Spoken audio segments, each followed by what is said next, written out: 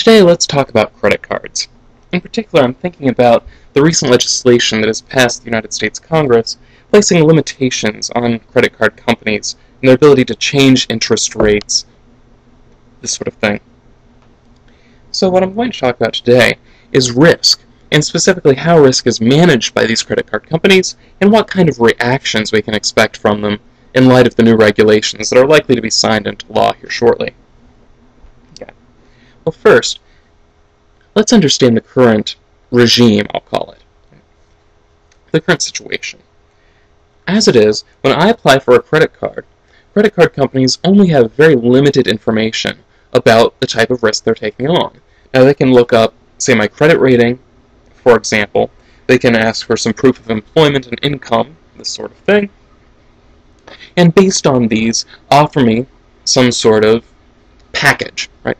Often, at least in the recent past, this has included an introductory rate, often a very, very low introductory rate, which then, after about a year, often will adjust back upward to a somewhat higher interest rate.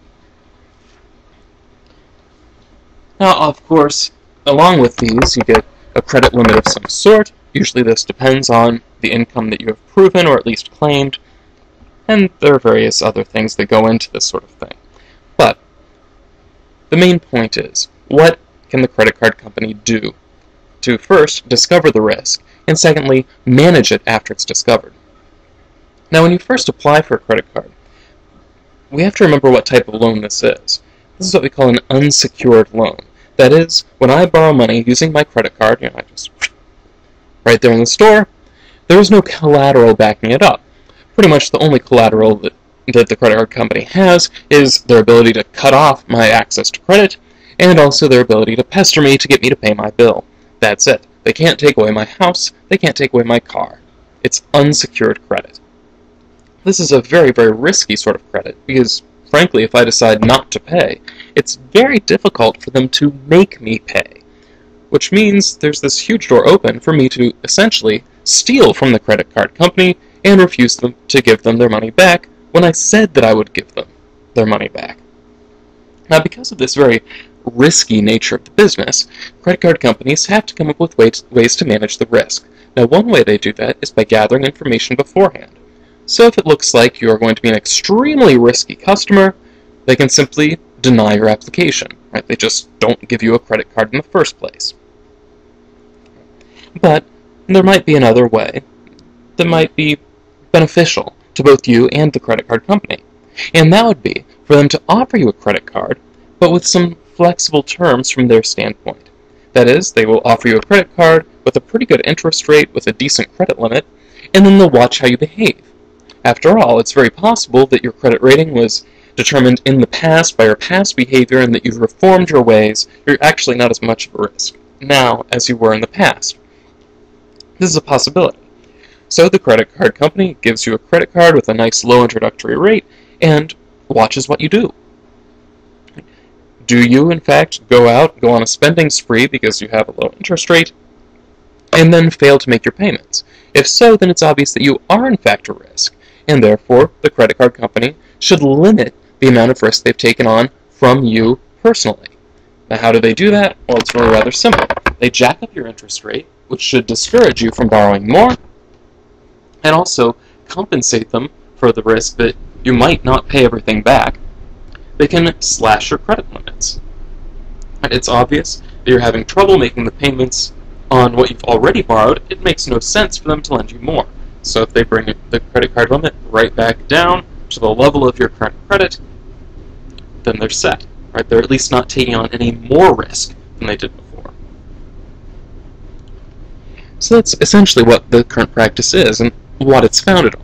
It's founded on the notion that telling risk purely from the application process is not really that reliable. It's in fact more reliable to give you the chance to behave and then to adjust according to the risk that you've shown is actually true through your behavior.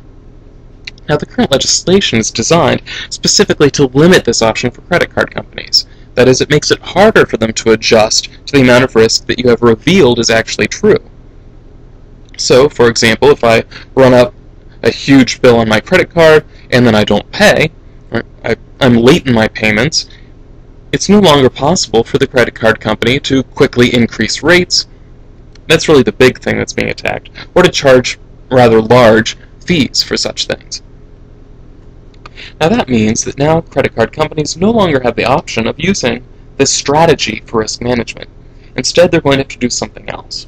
Well, there are a few possibilities of what they might do. Now, one of them is simply to become more conservative with who gets a credit card in the first place.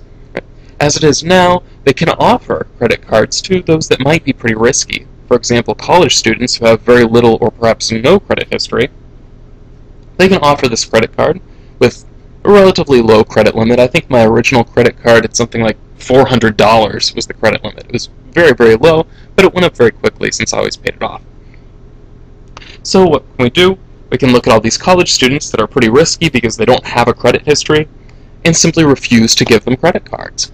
After all, you have no idea what kind of risk they're going to be. Why bother? Because it might be very large. This is one possibility. Now, another possibility would be rather than offering a low interest rate to start, you offer everyone a very high interest rate.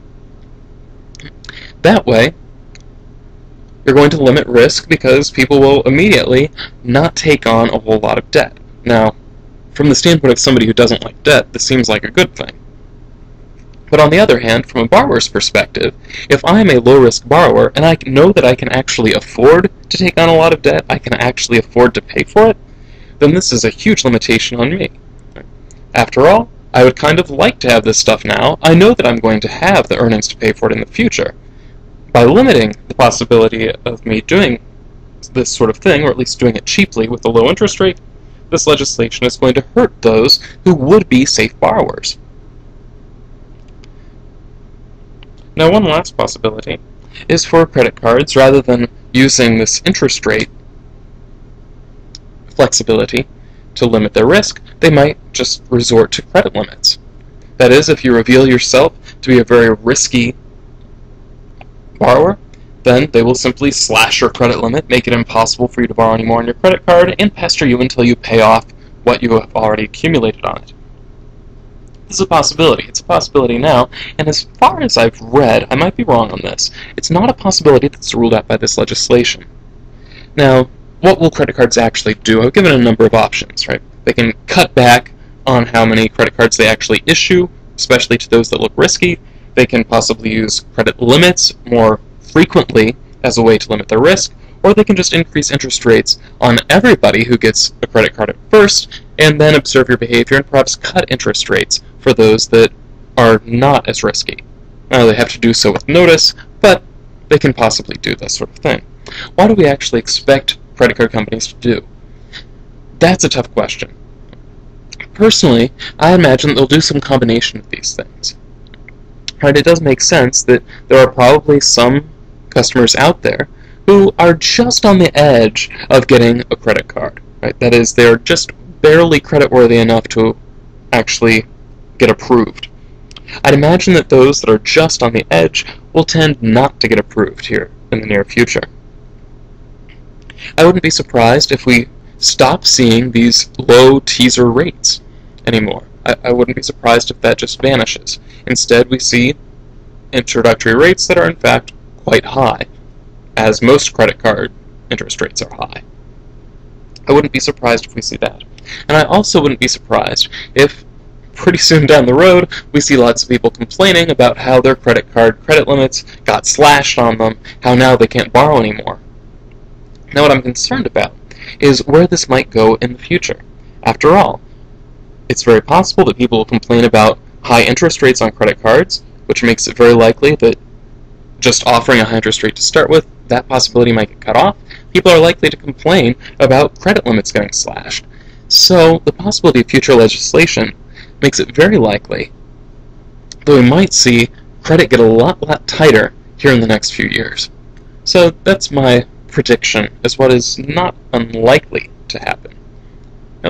There we go. As always, if you have any questions or comments or suggestions, please feel free to leave a comment here or on my channel's page. Thanks.